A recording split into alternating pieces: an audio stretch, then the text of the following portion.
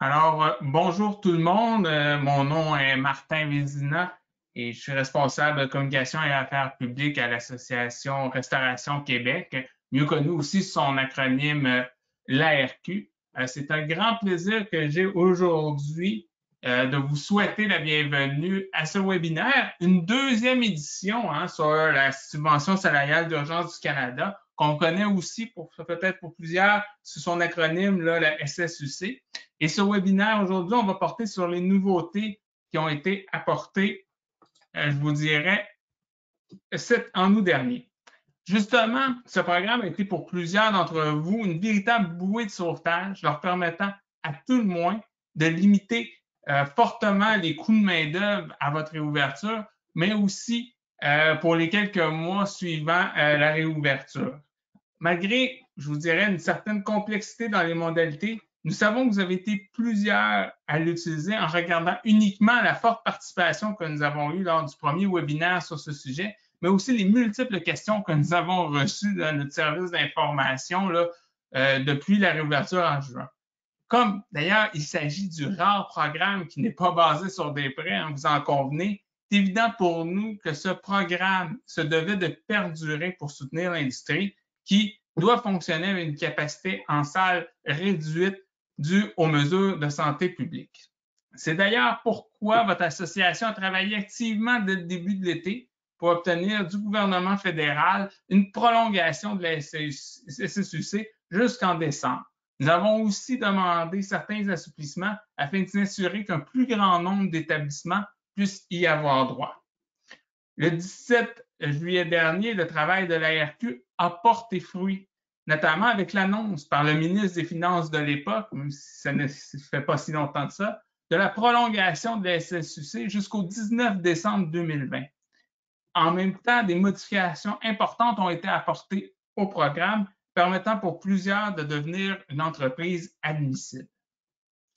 Devant ces nouvelles dispositions qui changent de façon importante le programme, ainsi que le fort succès que nous avons eu lors de notre première édition du webinaire, l'ARQ et son partenaire de longue date, BDO Canada, trouvaient que c'était le moment idéal pour diffuser un nouveau webinaire sur la SSUC et ainsi vous faire connaître de tous les changements apportés par le gouvernement qui devaient démarrer à partir de la période 5, soit celle du 5 juillet au 29 août.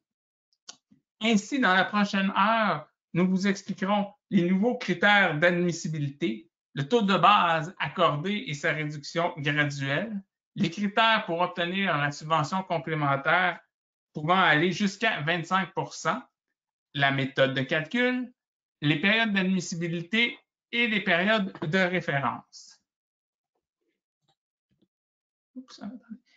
Évidemment, tout au long du webinaire, il vous sera possible de poser des questions à notre formatrice. Pour ce faire, il vous faudra ouvrir, vous voyez, l'équivalent d'une boîte de contrôle. Ainsi, pour ceux qui nous suivent par le biais d'un ordinateur personnel, vous voyez dans le coin supérieur droit une petite flèche orangée que nous avons entourée ici d'un sac rouge et aussi il y a une flèche qui l'indique. Vous cliquez là-dessus pour vous ouvrir une nouvelle boîte qui est ainsi. Et cette boîte, une fois ouverte, vous voyez la ligne question que vous pouvez et qui est indiquée par le cercle rouge dans la diapositive. Vous placez donc votre curseur à cet endroit et vous pourrez ensuite nous envoyer vos questions. Si par ailleurs, vous nous suivez avec une tablette, vous trouverez un symbole qui est un point d'interrogation en haut de la page à droite qui a cette même fonction et qui vous permettra d'envoyer les questions là, au modérateur que je suis. Nous sommes en ligne présentement avec 412 personnes. Je sais qu'on va avoir, si on se base sur la première édition, plusieurs questions. Nous allons essayer de vous répondre au plus possible de questions aujourd'hui afin de vous aider à profiter de ce nouveau programme. Aussi, à la fin de la présentation, je tiens à vous inviter à remplir un sondage de satisfaction afin d'obtenir vos commentaires et observations sur ce webinaire et nous indiquer si vous appréciez toujours cette méthode que nous utilisons davantage depuis quelques temps. Et je vous remercie à l'avance de votre participation. Donc, finalement, aujourd'hui, pour animer ce webinaire, nous pouvons compter sur l'expertise de Mme Cathy Bergeron, comptable professionnelle agréée et associée déléguée à la firme BDO Canada. Cathy Bergeron a commencé sa carrière en 1988 chez Fauteuil Bruno Bussière Leeuwarden, où elle a occupé diverses fonctions qui lui ont permis d'acquérir, au fil des ans, une vaste expérience en certification, en expertise comptable et en fiscalité. En 1989, elle devient membre de l'Ordre des comptables professionnels agréés du Québec et se joint à l'équipe de BDO Canada en juin 2015 lors de la fusion de celle-ci avec FBBL. Aujourd'hui, Cathy est responsable du volet taxes à la consommation et possède de solides compétences dans l'interprétation des lois fiscales et leur application. Nous remercions sincèrement Mme Bergeron de sa participation. Nous vous laissons maintenant en sa compagnie. Je vous souhaite donc bon webinaire à tous. Cathy, c'est à toi. Merci Martin. Bonjour à tous. Alors, ça me fait plaisir de venir vous parler de la version 2 de la subvention salariale. Ce que je vais couvrir durant les prochaines minutes, les périodes d'admissibilité, pourcentage de base, pourcentage compensatoire. Moi, je parle de méthode de calcul au pluriel parce qu'il y en a plus qu'une. Période de référence et la rémunération de base. Prendre note là, que les informations que je vais vous donner, dans le fond, sont à jour là, en date d'aujourd'hui avec les informations qu'on a de l'ARC. Le projet de loi, pas le projet de loi, mais la loi a été adoptée le 27 juillet, donc c'est tout récent. Il pourrait y avoir là, des modifications à venir. Donc, excusez, ma flèche ne répondait pas, donc j'ai pesé trop vite. La subvention salariale. Donc, maintenant, c'est ça. On a une nouvelle prolongation jusqu'au 19 décembre. Non, j'ai sauté, excusez-moi, j'ai une diapositive. Bon, alors, on a des nouvelles règles pour les périodes 5 à 9. Il y a une période additionnelle, dans le fond, qu'on ne connaît pas encore les règles, c'est à confirmer. La subvention, si je voulais vous résumer simplement, c'est que maintenant, elle va vraiment être basée en fonction du pourcentage de baisse de revenus, le taux qu'on va obtenir. Auparavant, on avait un taux fixe, mais maintenant, le taux va vraiment être en fonction de la pourcentage de baisse de revenus qu'on va connaître. Pour faire les demandes, dans le fond, on a jusqu'au plus tard le 31 janvier 2021, c'est-à-dire avant février, pour produire les demandes de la subvention. Les périodes qui ont été ajoutées, la période 5 qui couvre, dans le fond, la période du 5 juillet au 1er août 2020, période 6 du 2 août au 29 août, période 7 du 30 août au 26 septembre, période 8 du 27 septembre au 24 octobre, période 9, 25 octobre au 21 novembre, et une période additionnelle qui va être, dans le fond, elle est prévue d'aller jusqu'au 31 décembre, mais il y a des périodes additionnelles qui pourraient être ajoutées via un règlement en vertu de la loi. Donc, cette subvention-là, on a une prolongation jusqu'au 19 décembre. Maintenant, actuellement, on connaît les règles jusqu'à la période finissant le 21 novembre. Martin l'a mentionné, il y a eu des consultations qui ont été faites par l'ARC auprès des associations, auprès des entreprises. Et c'est pour ça que l'ARC a décidé de faire les modifications. Puis ils ont comme pour objectif de soutenir plus de travailleurs et d'entreprises, de mieux protéger les emplois, promouvoir la croissance, puis de répondre efficacement à mesure que l'économie qui va se remettre en marche, on l'espère tous très fort. Si je vous comparais les anciennes versus les nouvelles règles, ce que je retiens, moi, c'est qu'auparavant, la subvention, on avait un taux fixe de 75 et on pouvait avoir droit à la subvention si on avait des baisses de revenus de 30 et plus pour les périodes 2 à 4 et de 15 pour la première période. Maintenant, avec les nouvelles règles, le taux de la subvention, premièrement, ça va être dégressif, c'est-à-dire que l'intention du gouvernement, c'est de faire un retrait progressif de cette subvention-là. Donc, les taux vont diminuer au fur et à mesure qu'on va avancer dans les périodes. Et tel que je vous l'ai mentionné, ça va être vraiment en fonction de la baisse de revenus qui va venir déterminer le taux auquel on va avoir droit. La nouveauté aussi qu'ils ont apportée, c'est qu'on fait maintenant une distinction entre les employés actifs, ceux qui travaillent, et les employés qui sont, dans le fond, mis à pied temporairement en congé avec solde. Donc, pour les employés actifs, la subvention va comporter deux volets. il y a la subvention de base, donc le pourcentage de base que l'employeur va avoir droit s'il rencontre une baisse de revenus X. Et il y aura une possibilité de venir bonifier ce pourcentage-là avec la subvention complémentaire, soit le pourcentage compensatoire. Je le mentionnais, on a fait une distinction entre les employés actifs et les employés mis à pied temporairement. Donc, on va avoir vraiment un calcul distinct pour ces employés-là. C'est pour ça que je vous mentionnais qu'il n'y a pas juste une méthode, qu'il y a des méthodes. C'est qu'on va avoir des employés actifs, on va avoir une méthode, et pour les employés mis à pied temporairement, on va avoir une autre méthode. Donc, à compter de la période 5 aussi, il y a une modification dans la définition d'employé admissible.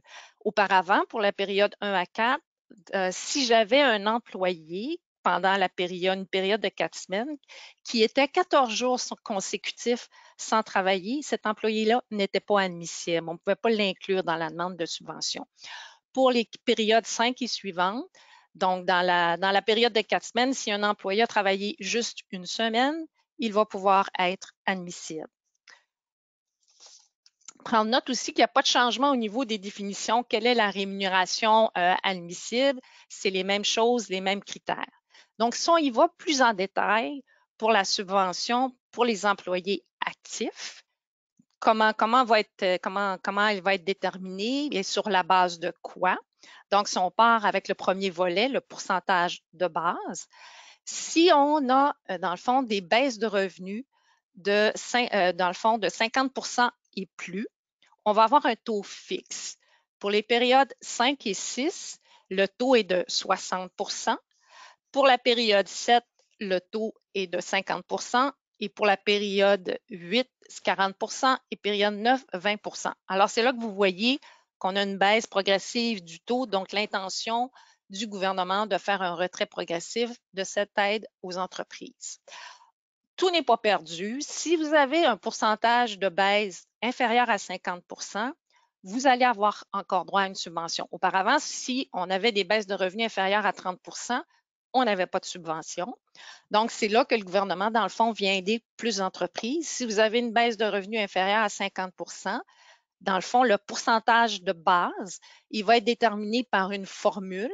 Pour les périodes 5 et 6, on prend un facteur de 1,4 qu'on va multiplier par ma baisse de revenus. Donc, par exemple, si j'avais une baisse de revenus de 25 % ou même de 25 %, mon taux de base va être de 30 %. Donc, c'est comme ça que le taux de base va être calculé. Période 7, on le multiplie par le facteur 1, période 8 par 0,8 et période 9 par 0,4. Maintenant, pour pouvoir déterminer notre pourcentage de baisse, comment on va calculer ça et à partir de quelles données on va venir calculer le pourcentage de baisse de revenus pour le taux de base. Donc, encore là, on fait sensiblement, je vous dirais, la même chose que les périodes 1 à 4. On va venir comparer, dans le fond, les revenus, ce qu'on appelle l'approche générale. On va y aller de mois au mois ou année avec année.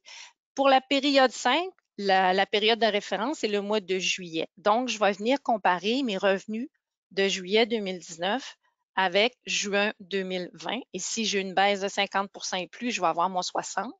Sinon, je vais prendre le facteur 1,2. Dans mon tableau, vous voyez que je fais mention que pour la période 5, je pourrais aller voir en juin quel était mon pourcentage de baisse de revenus. C'est qu'en vertu de la loi, dans le fond, ce qu'on vient nous permettre de faire, c'est si dans une période courante, comme exemple la période 5, pour le mois de juillet, ma baisse de revenus est moins importante que la baisse de revenus que j'avais eue en juin, bien, je vais pouvoir utiliser le pourcentage de baisse de revenus que j'avais en juin. Donc, un exemple, si en juillet, j'ai une baisse de revenus de 30 %, mais qu'en juin, j'ai une baisse de revenus de 50 %, mais pour la période 5, je vais pouvoir utiliser le taux de 50 %. Alors, c'est comme ça à chaque période. Période 6, ma période de référence est le mois d'août, donc je regarde le mois d'août et je pourrais aller voir le mois de juillet. Période 7, c'est la période de référence, c'est septembre, donc je vais regarder mon mois de septembre et mois d'août, et ainsi de suite. On a un choix aussi qu'on peut faire quand on calcule notre baisse de revenus, le même qu'on avait auparavant pour les périodes 1 à 4, c'est-à-dire qu'on va pouvoir prendre l'autre approche qu'ils appellent, c'est-à-dire d'aller comparer dans le fond, notre mois pour la période 5, le mois de juillet, avec la moyenne de janvier et février 2020. Pour la période 1 et 4, on avait déjà fait ce choix-là, c'est-à-dire qu'à partir de la période 1, on devait faire un choix pour les périodes suivantes, soit qu'on utilisait la méthode du mois au mois ou la méthode avec la moyenne de janvier et février. À partir de la période 5, je ne suis pas liée à ce choix-là que j'ai fait antérieurement, donc je pourrais changer de méthode ou continuer avec cette même méthode-là. Et là encore, quand j'utilise la méthode, dans le fond, de la moyenne de janvier et février, la même chose. Pour la période 5, je vais regarder mon mois de juillet, que je vais comparer avec ma moyenne. Et je vais pouvoir également aller voir si je compare mon mois de juin avec ma moyenne. Encore là, si ma baisse est plus importante, je vais pouvoir utiliser ce pourcentage-là. Un exemple peut-être un petit peu plus chiffré pour bien comprendre là, ce mécanisme-là. Alors, si j'y vais avec une comparaison du mois au mois, en période 5, ma période de référence est le mois de juillet. Donc, je regarde mes revenus de juillet 2019 de 22 000 que je compare à ceux de juillet 2020, 14 000. J'ai une baisse de 36 %. Je regarde en juin qu'est-ce qui s'est passé. J'ai eu une baisse de 40 %. Donc, pour le mois de juillet, je vais pouvoir utiliser le taux de 40 %. Si je me porte dans le futur, je suis rendue à la période 6 au mois d'août. Au mois d'août, quand je vais regarder ma baisse de revenus, mais le taux que je vais utiliser pour le mois de juillet, c'est mon taux réel, c'est-à-dire le 36 %. Le 40 % qui vient de juin, je ne peux pas le reporter indéfiniment. Là, on peut reporter juste une fois. Maintenant, si j'avais fait le choix, toujours la même situation, j'avais décidé de prendre l'autre approche, c'est-à-dire de comparer mes revenus de la période courante avec la moyenne de janvier-février. Donc, ici, ma moyenne de janvier-février est de 5 000 et pour le mois de juillet, j'ai des revenus de 6 000. Donc, j'ai eu une hausse de revenus et non une baisse de revenus. Donc, ma baisse de revenus est de 0. Je fais la même chose, je regarde ma moyenne de janvier-février 2020. J'ai mon 5 000 encore. Et en juin, j'avais 3,75, 3 750 revenus. Donc là, j'ai eu une baisse de 25 %. Donc, étant donné qu'en juin, ma baisse est plus élevée que celle de juillet qui était de 0, je vais pouvoir utiliser la baisse de 25 %. C'est pas parce que j'ai eu une hausse en juillet. Dans le fond, dans les exemples, dans les questions et réponses sur le site de l'ARC, c'est ce qu'ils viennent nous confirmer. Si on a une hausse, dans le fond, la baisse est de 0. C'est ce qui fait que, bon, j'ai une baisse de 0 versus une baisse de 25. Je vais aller prendre le 25 %.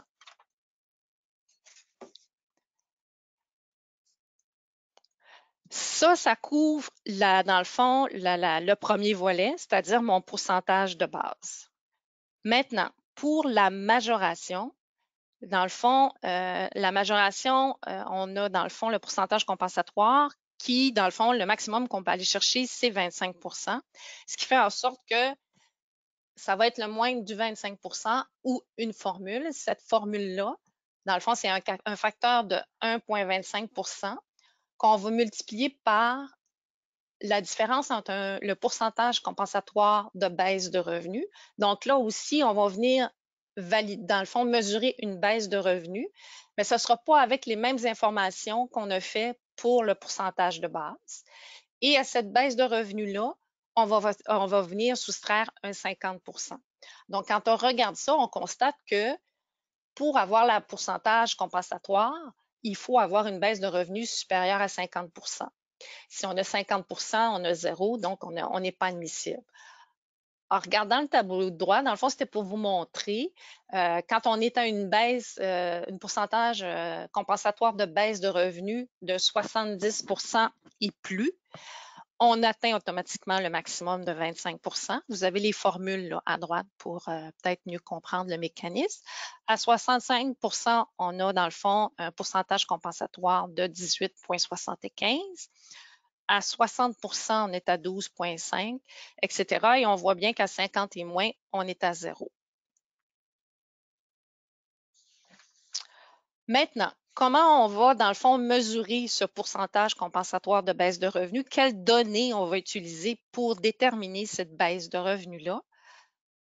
on va prendre ce qu'appelle les revenus de la période courante. Donc, pour ma période 5, mon mois de référence est le mois de juillet. Ce que la loi vient de nous dire, c'est que vous allez chercher la moyenne de vos revenus pour les 3 mois précédant la période de référence. Donc, pour la période 5, mes 3 mois de référence vont être mes mois de avril à juin. Donc, on va calculer une moyenne pour ces 3 mois-là et on va comparer cette moyenne-là avec quoi? Si pour le calcul de pourcentage de base, j'ai utilisé la méthode de la moyenne de janvier et février, pour faire le calcul de la baisse compensatoire, je vais devoir utiliser la moyenne de janvier et février. Donc, je vais comparer ma moyenne de avril à juin 2020 avec ma moyenne de janvier et février. Et si j'ai une baisse de 50 et plus, bien, je vais pouvoir aller chercher mon pourcentage compensatoire. Par contre, si j'avais pris la moyenne du mois au mois, alors là, ma comparaison, je vais la faire avec les mois de avril à juin 2019.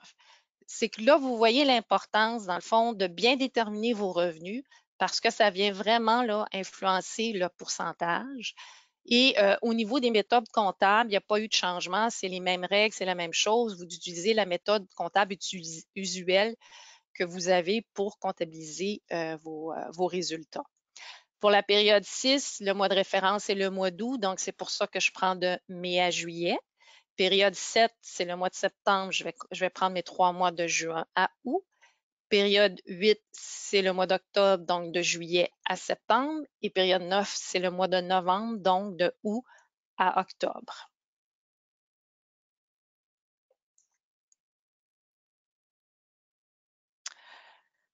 Encore là, un exemple plus chiffré pour peut-être mieux nous aider à comprendre ce mécanisme.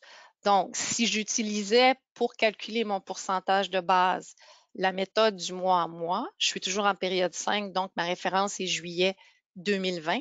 Je vais faire la moyenne des mois d'avril à juin 2020. J'arrive à 4 000 $. Pour la moyenne de avril à juin 2019, j'ai une moyenne de 10 000 $. Donc, j'ai une baisse de revenus de 60 Je vais avoir droit au pourcentage compensatoire. Comment il va être déterminé? Donc, je vais prendre le facteur de 1,25 que je vais multiplier par la différence entre ma baisse de revenus de 60 moins le 50 qui donne 10 Donc, je vais aller chercher un 12,5 à 50 additionnel. Vous avez remarqué, dans le pourcentage de base, les pourcentages étaient dégressifs. Ici, pour le pourcentage compensatoire, il reste toujours à 25 et le facteur est toujours de 1,25.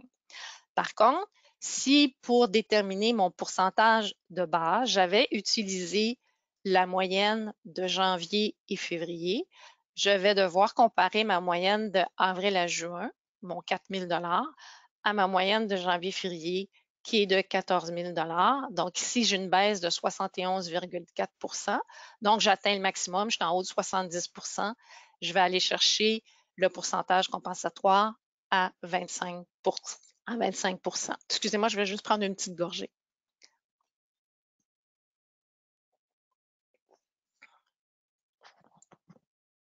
Maintenant, une fois qu'on a fait ces calculs-là, je répète, c'est pour les employés actifs. Donc, j'ai mon pourcentage de base, j'ai mon pourcentage compensatoire. Pour calculer le montant de la subvention, on va travailler avec quoi? Donc, ça va être mon taux de subvention va être le total du pourcentage de base et du pourcentage compensatoire. Et on va multiplier ça par le moindre de 3 choses. Première chose, la rémunération admissible versée pour la semaine à l'employé admissible. 1129. Le 1129, dans le fond, ça se trouve être l'équivalent du 847 qui était 75 de 1129.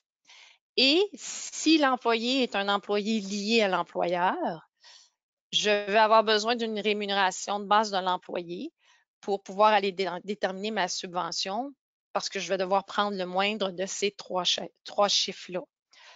Du résultat, je vais déduire le montant de la subvention salariale temporaire de 10 Juste prendre note que cette subvention-là temporaire, le mot le dit bien, elle était temporaire.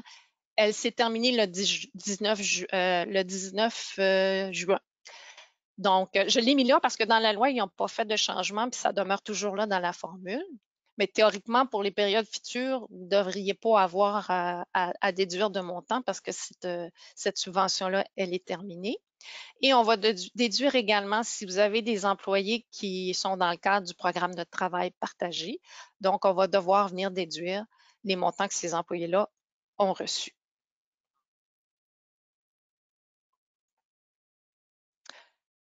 Pour la période 5 et 6, il y a ce qu'on appelle une règle d'exonération. Cette règle d'exonération-là, ce qu'elle vient, dans le fond, qu'est-ce qu'elle permet de faire, c'est si votre pourcentage de baisse de revenus est de 30 et plus, vous allez pouvoir faire le calcul de la subvention selon les anciennes règles, donc avec un taux de 75 D'où là, le 30 et plus, c'est qu'auparavant, période 2 à 4, on devait avoir une baisse de revenus de 30 et plus. Donc, pour les périodes 5 et 6, c'est vraiment juste pour ces deux périodes-là. Si vous avez une baisse de revenus de 30 et plus, bien, vous allez pouvoir faire le calcul selon les anciennes règles avec le pourcentage de 75 Ici, je voulais un peu vous illustrer, là, dans le fond, où ça pourrait être avantageux d'aller vers le 75 plutôt que de rester d'aller avec les nouvelles règles. J'apporterai votre attention au scénario 2 et 3.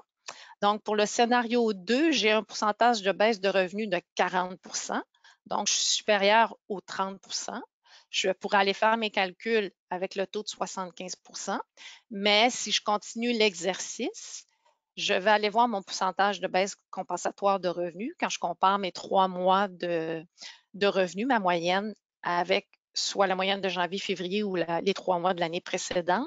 Ici, dans mon exemple, j'ai une baisse de 60 donc je vais chercher un pourcentage additionnel de 12,5. Mon taux de ma subvention va être le 48 plus le 12,5, donc qui me donne 60,5. Ici, le 48, je le sors d'où? C'est le fameux calcul là, du pourcentage de base. J'ai pris ma baisse de revenu de 40 Étant donné que j'étais en bas de 50 c'est le 1,2 fois mon 40 qui est venu donner mon 48 Donc, en bout de ligne, j'ai un taux de subvention de 60,5. Je vais avoir avantage à aller avec les anciennes règles pour aller chercher un 75 C'est la même chose pour mon scénario 3. Quand j'ai tout fait mes calculs, j'arrive avec un taux de la subvention à 48,25 Donc, là aussi, je vais pouvoir aller chercher le 75 Pour mon scénario 4 et 5, je ne peux pas parce que ma baisse, dans le fond, mon pourcentage de baisse de revenus était en bas de 30 Vous allez me dire, oui, mais en bas, ta ligne rouge te donne 30 C'est que c'est vraiment, je l'ai indiqué en rouge, je l'ai écrit en rouge, là, c'est vraiment le pourcentage de baisse de revenus, la baisse réelle que j'ai connue. Donc, au scénario 4, j'avais une baisse de 25, j'étais en bas de 30. Je ne pourrais pas aller chercher les anciennes règles puis utiliser un taux de 75 Si je regarde mon scénario 1, j'avais une baisse de revenus réels de 80 Donc, pour le pourcentage de base, j'allais chercher celui de 60 Puis, je suis allée chercher aussi mon maximum de 25 pour la compensatoire. J'arrive à 85. Donc, dans cette situation-là, je vais avoir avantage à rester avec les nouvelles règles et non aller avec les anciennes règles parce que là, j'ai un 10 de plus que je peux aller chercher en tant que subvention. Je vous ai mentionné là, que dans certaines situations, pour un employé lié, on va devoir aller faire un calcul de rémunération de base. Ça n'a pas changé avec les périodes 1 à 4. Peut-être, dans le fond, juste pour qui on doit le faire. Puis, il y a un choix qui est possible de faire aussi. Donc, pour les périodes 5 à 9, dans le fond, on va aller chercher la moyenne des salaires versés pendant la période du 1er janvier au 15 mars 2020. C'est important, je dis salaire versé et non le salaire, dans le fond, que l'employé a gagné pendant une semaine. Excusez-moi. Un exemple, supposons, ça peut arriver là, que la paye de la dernière semaine de décembre, elle a été payée au début janvier, même si ça a été travaillé en décembre, mais le paiement de cette paye-là s'est fait en janvier. Je vais la rentrer dans ma moyenne du 1er janvier au 15 décembre. La même chose, si la paye du 15, pas au 15 décembre, au 15 mars, si la paye du 15 mars, dans le fond, elle a été payée en avril, je la rentrerai pas. On peut faire un choix. Ce choix-là se fait par employé et va se faire ensuite pour l'ensemble des périodes. On pourrait aller chercher, dans le fond, une rémunération de base, une moyenne, pour la période du 1er juillet au 31 décembre. Donc, un employé qui n'aurait pas travaillé du 1er janvier au 15 mars, mais qui avait travaillé du 1er juillet au 31 décembre 2019, on va avoir avantage à aller faire ce choix-là parce qu'on va pouvoir aller chercher une base de rémunération. Et je le répète, ce n'est pas un choix pour l'ensemble des employés, c'est vraiment un choix que je fais employé par employé. Maintenant, c'est ce calcul-là de rémunération de base. Pour la période 5 et 6, ça va s'appliquer aux employés liés et les employés en congé avec solde. Et pour la période 7 à 9, ça sera que pour les employés qui ont un lien avec l'employeur.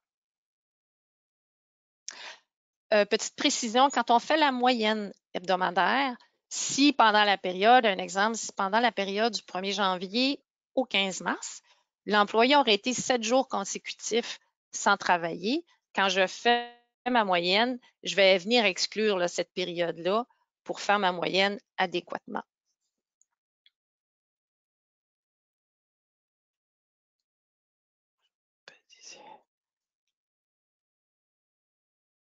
C'est vrai que j'ai perdu le contrôle. Ah non, ça revient. Pour les périodes 7 et suivantes,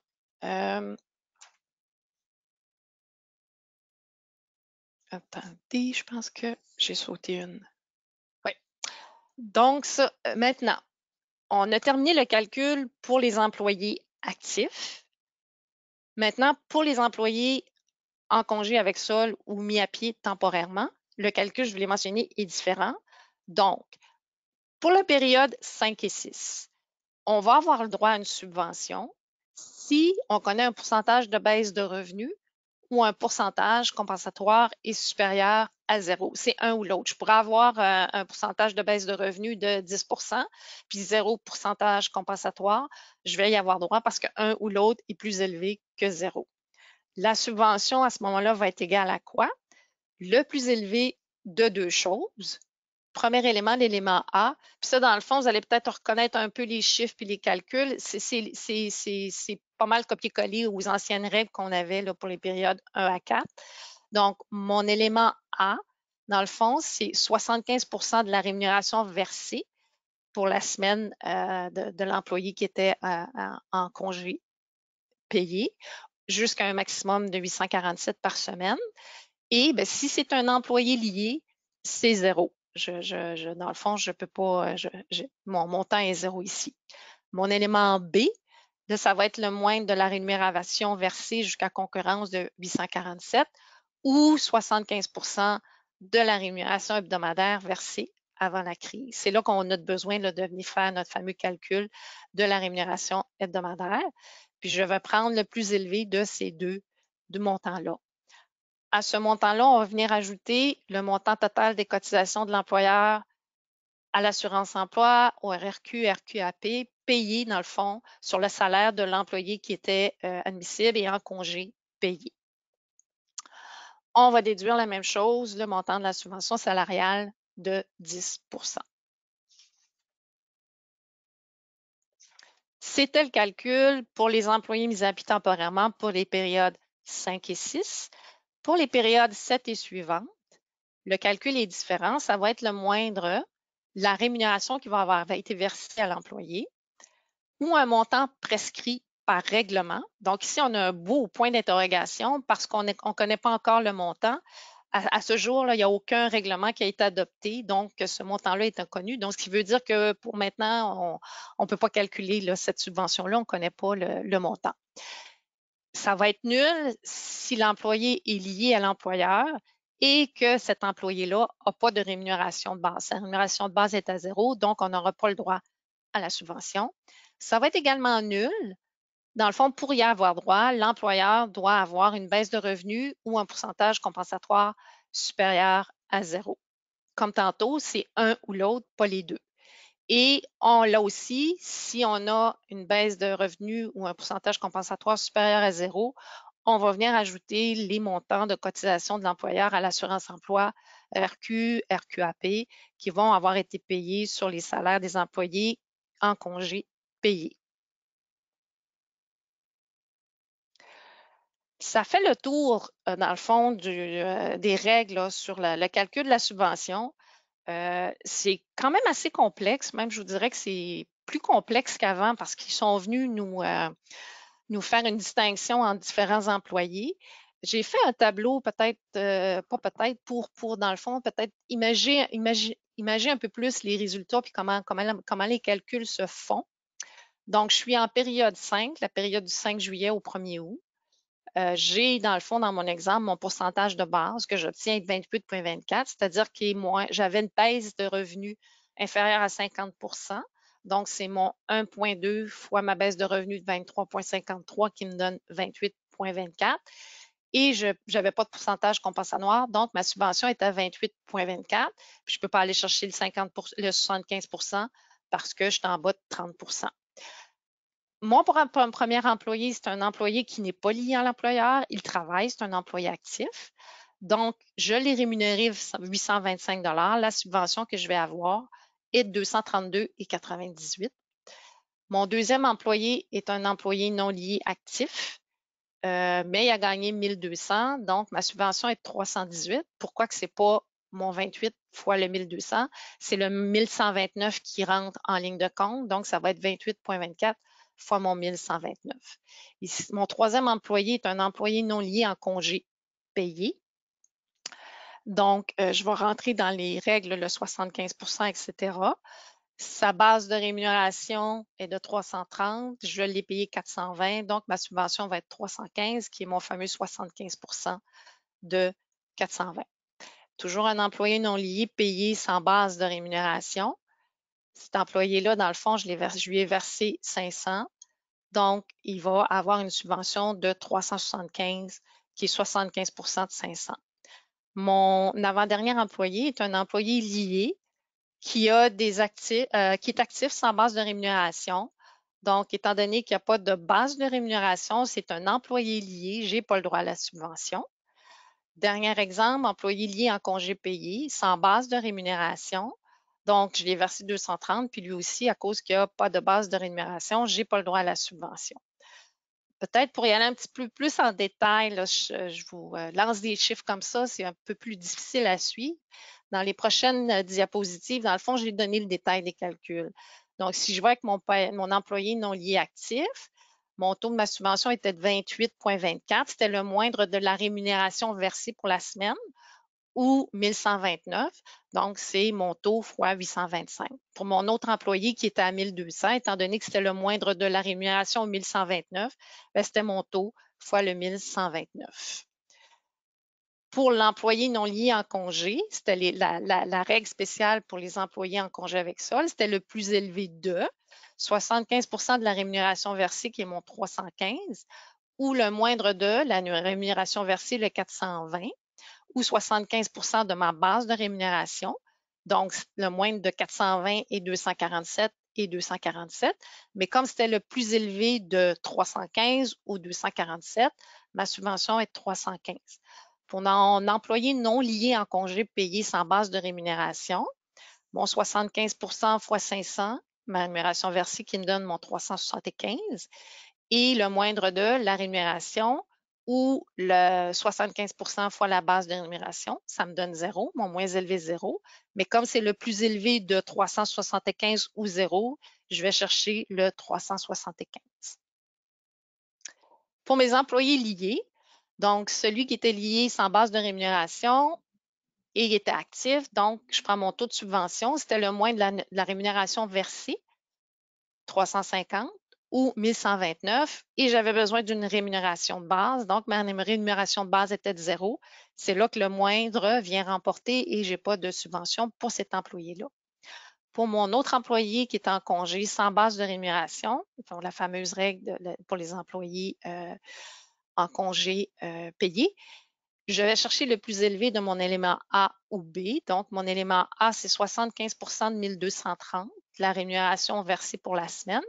0 si c'est un employé lié. Donc, j'ai un employé lié, je tombe à 0. Et ensuite, c'est le moindre de la rémunération versée, 75 de la base de rémunération qui était de 0. Donc, j'étais à 0. Le plus élevé de 0, c'est 0. Donc, c'est pour ça que je n'ai pas de subvention pour cet employé-là. Et voilà, ça fait le tour. On est rendu aux questions. Alors, merci, Cathy. Effectivement, on a eu plusieurs questions. Puis je pense qu'une question qui a été très populaire, c'est peut-être définir ce qu'on entend par un employé lié. Juste peut-être décrire quelques exemples. Oui, je vais vous donner des exemples parce que la définition de personne liée est quand même assez complexe. Si je prends, moi, j'ai mon entreprise qui est dans le fond incorporée, donc j'ai ma société. Et puis, j'ai mon conjoint qui travaille dans l'entreprise, qui est salarié. Mon conjoint va être lié à l'employeur parce qu'il est lié à moi et moi, je contrôle, j'ai 100 des actions de l'entreprise. Donc, il va être un employé lié à l'employeur. Les individus, dans le fond, parents, les conjoints, conjoints mariés, conjoints de fait, sont des personnes liées. Si je descends là, la ligne directe, les enfants des parents sont des personnes liées. Si je me trompe pas, il faudrait que je le vérifie, là, mais il me semble que les beaux-frères, belles-sœurs sont des personnes liées aussi. Donc, voilà là, comment un employé pourrait être un employé lié à un employeur. Excellent. Une autre question populaire, c'est est-ce qu'on peut changer de méthode de calcul par période? Non. Ben, je dis non. C'est-à-dire que si je parle de la méthode, dans le fond, quand je faisais mon calcul de variation de revenus, que je travaillais avec le mois au mois, quand je commence ma période 5, si je décide de faire une comparaison mois au mois, à la période 6, je ne peux pas prendre la moyenne de janvier-février. Une fois que j'ai déterminé que c'était du mois au mois, je vis avec ce choix-là jusqu'à la fin des périodes. Pour ce qui est de la façon de calculer les revenus, c'est-à-dire que la méthode de comptabilité de caisse ou la méthode de comptabilité d'exercice, auparavant, pour les périodes 1 à 4, quand on choisissait la méthode de comptabilité de caisse, on devait la garder jusqu'à la fin. À partir de la période 5, on pourrait faire un changement, c'est-à-dire que prendre la comptabilité de caisse, puis après ça, changer pour la comptabilité d'exercice. Mais sinon, c'est pas, il y a pas de changement. Pour les calculs de baisse de revenus, là, je ne peux pas faire de changement de méthode. OK. Qu'est-ce qu'on entend par sans base de calcul De rémunération? de rémunération? Oui, c'est ça. Oui, dans le fond, c'est pour la période du 1er janvier au 15 mars. Un employé qui n'aurait pas travaillé du tout durant cette période-là, il n'a pas reçu de salaire, donc sa base de rémunération va être de 0. Quand je fais une moyenne de 0, ça donne 0. Par contre, l'autre période qu'on pouvait prendre, c'était celle du 1er juillet au 31 décembre, si je me... Oui, c'est ça. Donc, si l'employé n'a pas travaillé pendant cette période-là, j'aurais une base de rémunération de 0. Dans- si on a des employés qui ont quitté leur emploi et qui ont demandé leur paie de vacances, est-ce que nous pouvons les inclure dans notre demande de subvention? Là, on parle d'une paye dans le fond, c'est pas un employé qui s'en va en vacances puis qui va revenir, c'est un employé qui a terminé son emploi Oui. et qui va quitter. Euh, je vous dirais que si c'est pas une indemnité de départ, parce qu'on sait que les indemnités de départ sont pas inclus dans la base dans la rémunération, mais si c'est sa paye de vacances qui lui était due pour les périodes courantes, il ne faudrait pas que ce soit des vacances qui ont été accumulées de périodes antérieures. Un exemple, si c'est ses vacances de 2019 qu'il n'a pas pris et que là, que je lui verse, que je lui fais un montant global, un montant forfaitaire, il y a une portion qui ne serait pas admissible. Ça serait juste la portion là, pour l'année 2020 qui pourrait être admissible. OK. Un employé qui est en congé payé annuel dans les périodes passées, là, en congé payé, qui revient au cours des périodes suivantes, peut-il être inclus dans la période en cours, même si malgré son nombre d'heures? Le nombre d'heures ne rentre pas en considération, là. C'est vraiment s'il y a eu une rémunération. Donc, cet employé-là, s'il a commencé à travailler le 1er juillet, pour la période là, dans le fond, qui commençait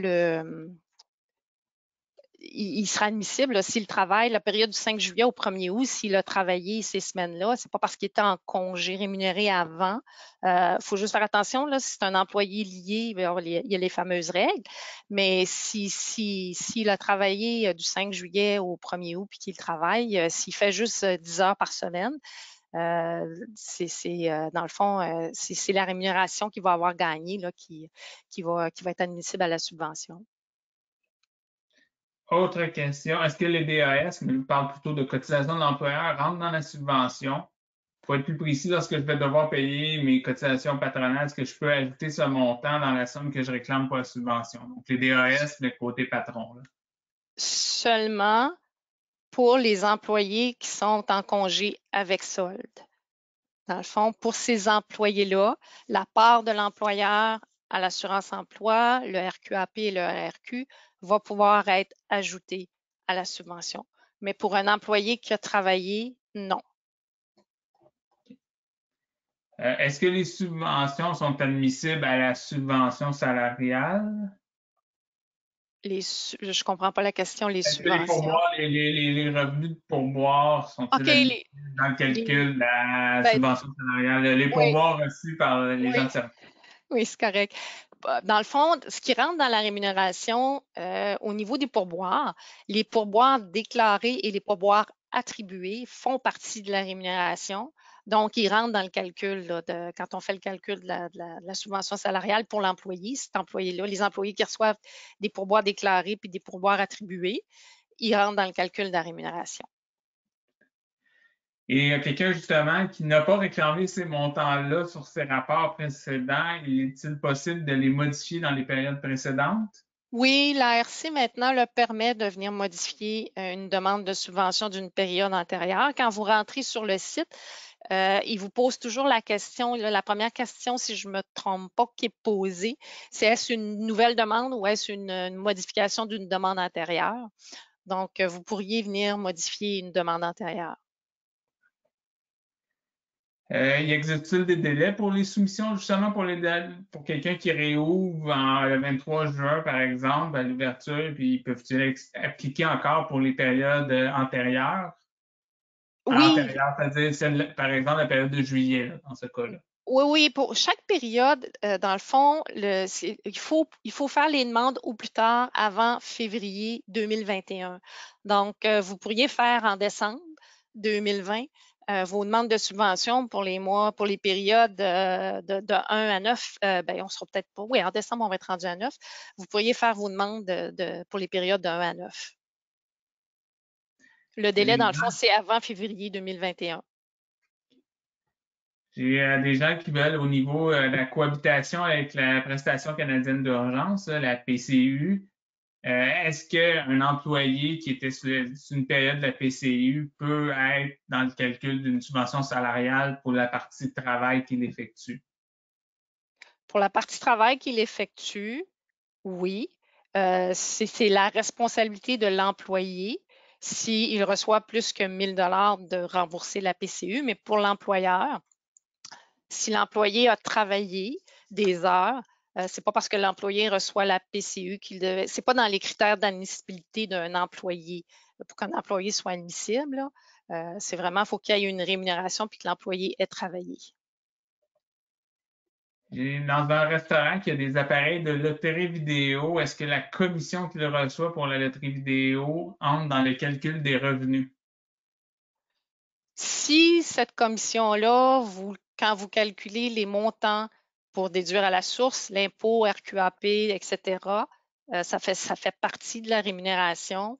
Non, mais au Théoriquement, niveau des revenus de l'entreprise, ah, de l'entreprise, oui, excusez. oui, de l'entreprise. Oui, c'est la commission que tout revenu que l'entreprise reçoit va rentrer dans les calculs des revenus pour calculer la baisse de revenus. Oui.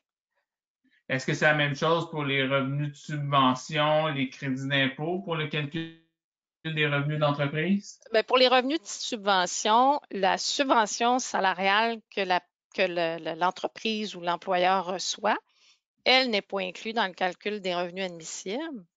Pour les crédits d'impôt, dans le fond, si c'est récurrent, parce que dans le fond, la question qu'il faut se poser, parce que quand on fait le calcul des revenus admissibles, on exclut les revenus qui viennent d'entités liées, de personnes, d'autres entreprises avec lien de dépendance, et on exclut aussi ce qu'on appelle les postes extraordinaires.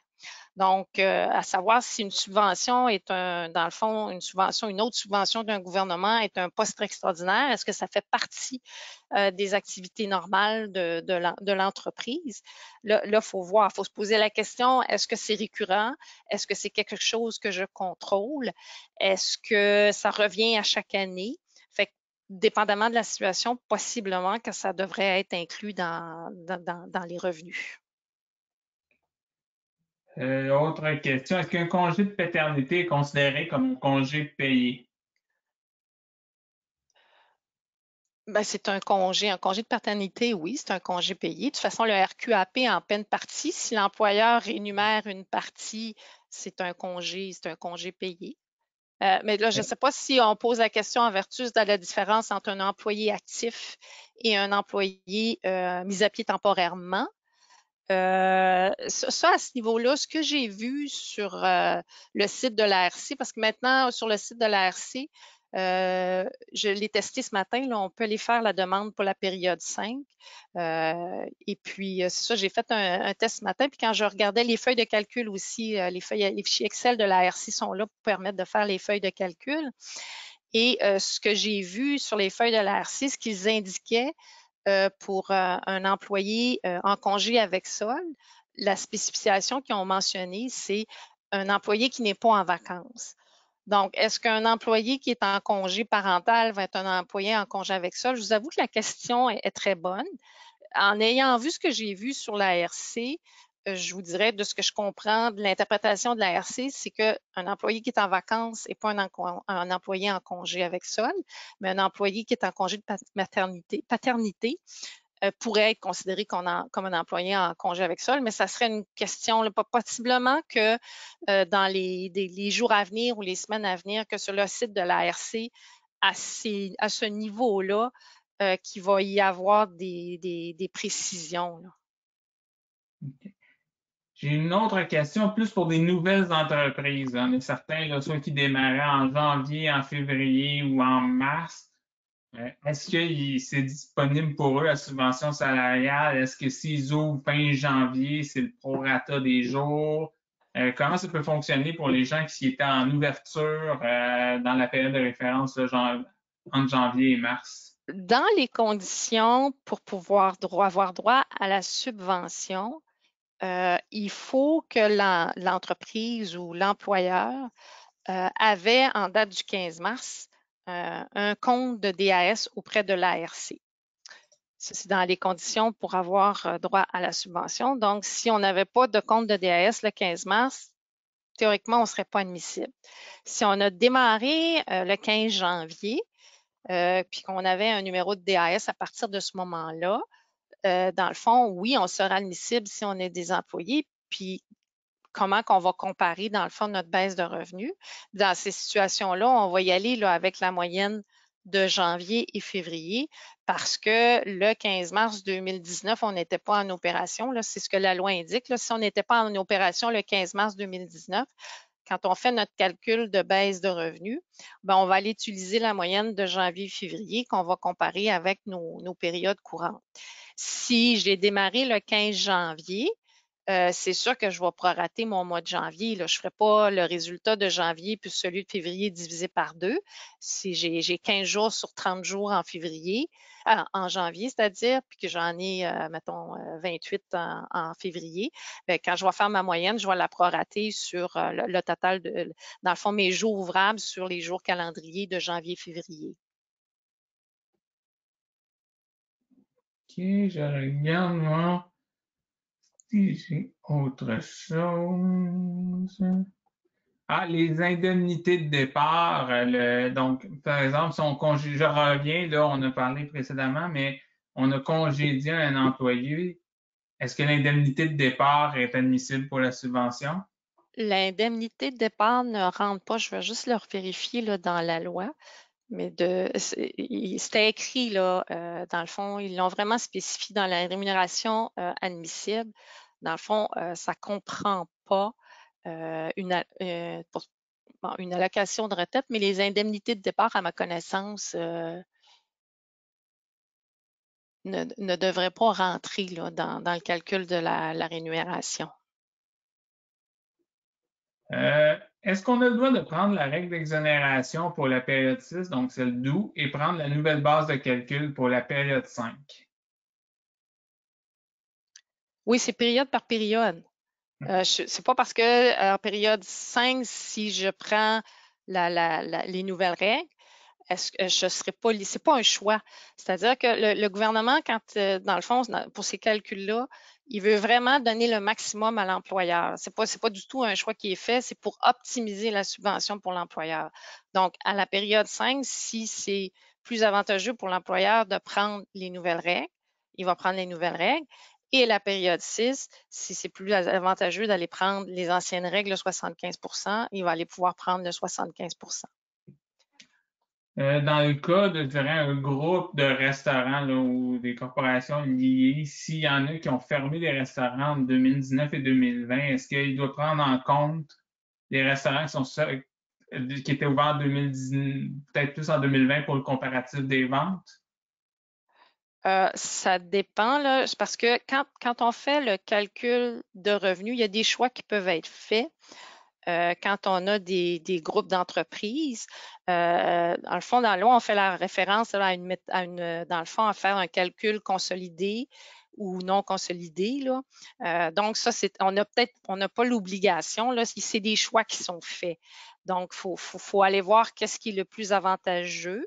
Puis là, il faut vraiment que ce soit des sociétés qui sont affiliées, donc qui sont contrôlées par les mêmes personnes, etc.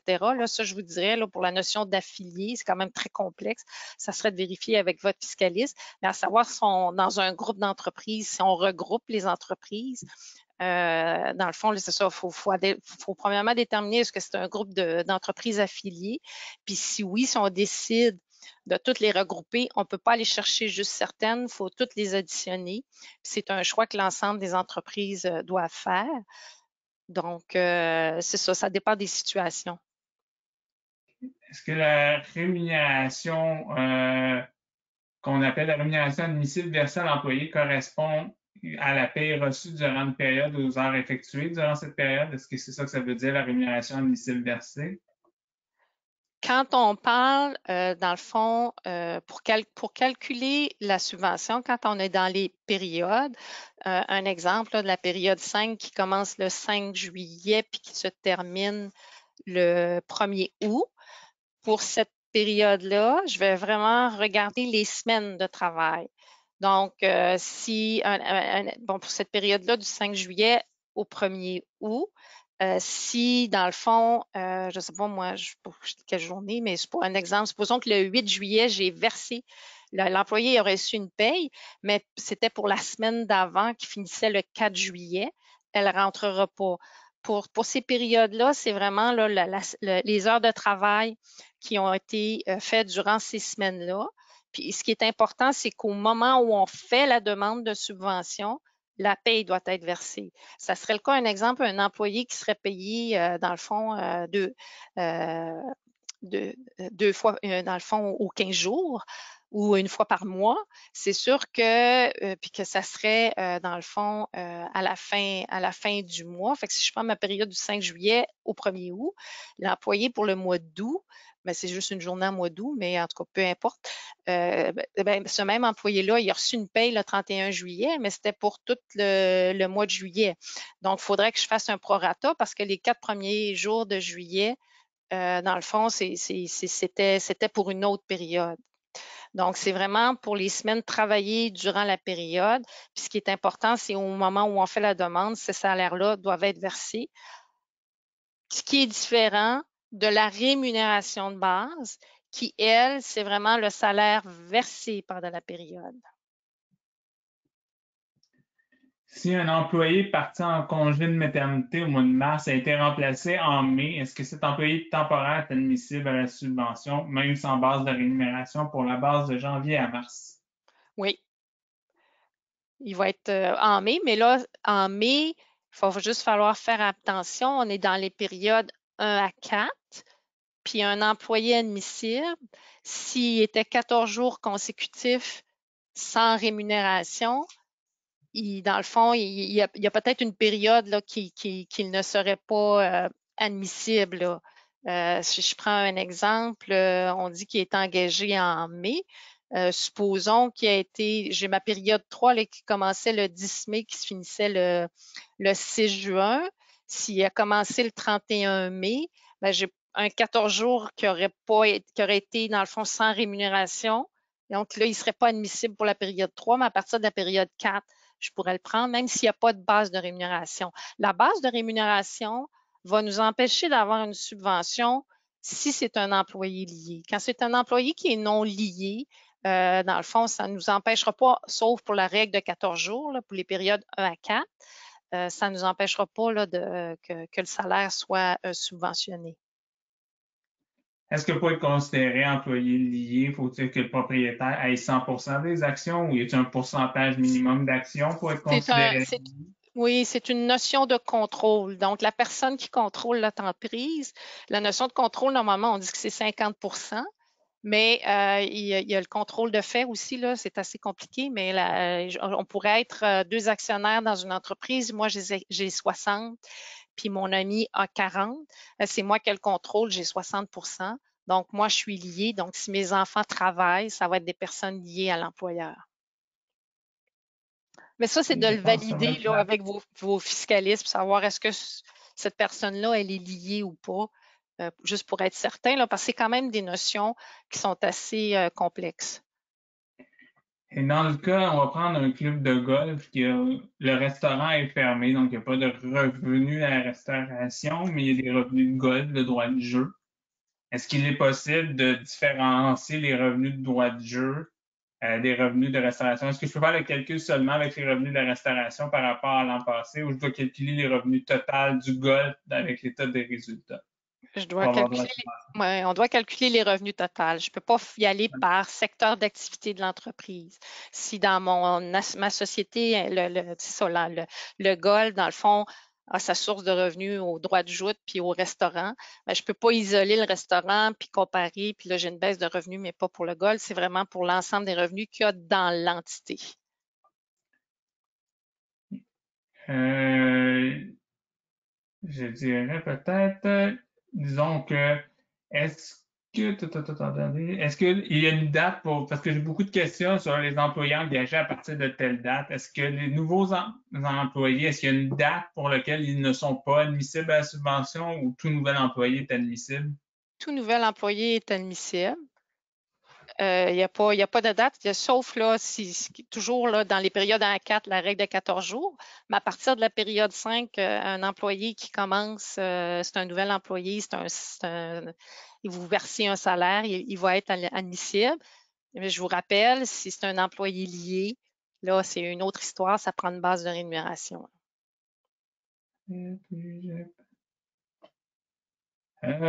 Sinon, c'est peut-être facile pour conclure, là, est-ce que les fériés, si on paye un férié à un employé, est-ce que c'est admissible? Oui, ça fait partie de la rémunération. C'est un salaire versé sur lequel on déduit du RQAP, de l'assurance emploi et des impôts. Ça fait partie de la rémunération. Parfait.